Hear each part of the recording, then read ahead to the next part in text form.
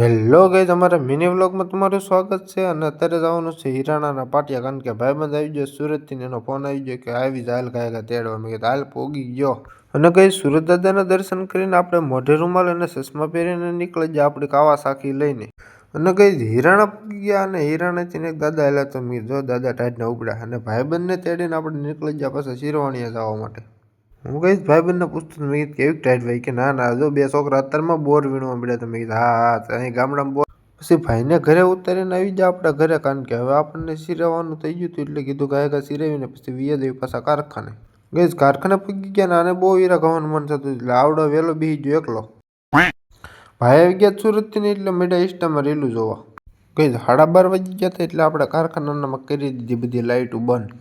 ગઈ 2 વાગી ગયા હતા એટલે આપણે કારખાને જવાનો ટાઈમ થઈ ગયો હતો એટલે નીકળી ગયા સીધા કારખાને જવા માટે. પછી તો ગઈ મેં દેખાડી દીધો મારો 1.5 લાખ વાળો 16 આઈફોન. કારખાને આવીને પછી આપણે પેકેટ છાપવાના હતા એટલે મેળા આપણે પેકેટ છાપવાના હીરા બેહાડી દીધા હતા બચ્ચોને 42.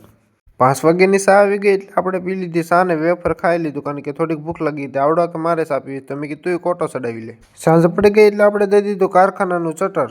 કારખાનેથી સીધા આવીને આપણે વ્યા ગયા સીધા દાદાની ઘરે. દાદા ટીવી જોતા હતા, માં અંદરથી હાથ પાડતા હતા કે અહીંયા હાલ બેટા. પછી આપણે સીધા વાળું કરીને સીધા આવી ગયા ભાઈબંધ પાસે, કારણ કે ભાઈબંધને જવાનું હિરાણાના પાટિયા મૂકવા, કારણ કે જાય છે સુરત પાછો.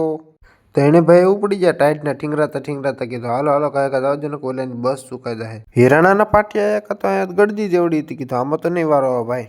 પછી ને 2 ખાટલા પડ્યા હતા ને અમે ભાળી જાય એટલે મેં કે મૂક્યું તો નહીં. પછી સીધા વ્યા તેને ભાઈ ખાટલે બેહવા કીધું ઘડીક વાર બેસો હમણાં બસ આવી જાય.